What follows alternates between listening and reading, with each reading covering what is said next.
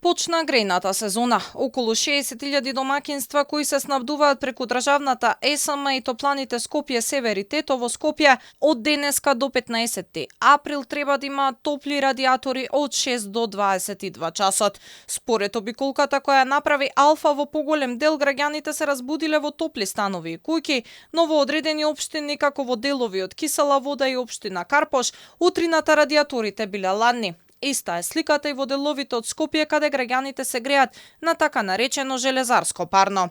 Дали утринава имавте парно грејење, дали ви беа топли радиаторите? Да. Во која општина?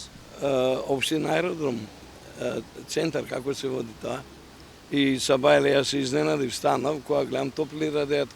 И сега го напуштивме станот, па уште се топли радиаторите работат. Не. Во која општина живеете? Центар. Имав. Во која општина живеете? Општина Газиба. Нема. Комшијата тука до мене зграда имаат на парно, не е пуштено парно. Во која општина?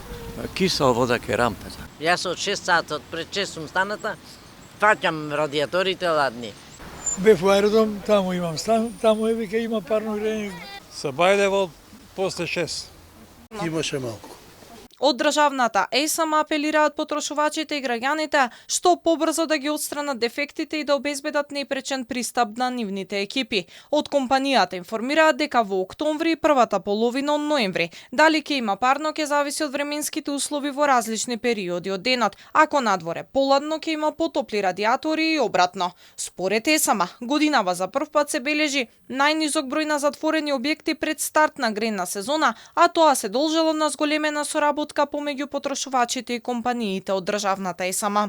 Во 96 објекти се уште не се обезбедени услови за испорака. Од нив во 57 има дефекти во внатрешната инсталација, во 20 објекти нема пристап до топлинските станици, а во 19 објекти топлинските станици немаат електрично напојување. Потрошувачите и заедниците на сопственици се замолуваат што побрзо да ги отстранат дефектите на внатрешните грејни инсталации и да обезбедат непречен пристап до топлинските станици, како и континуирано напојување со електрична енергија. Ова вклучува плаќање на сметките за електрична енергија за топлинските станици и одржување на функционална електрична инсталација.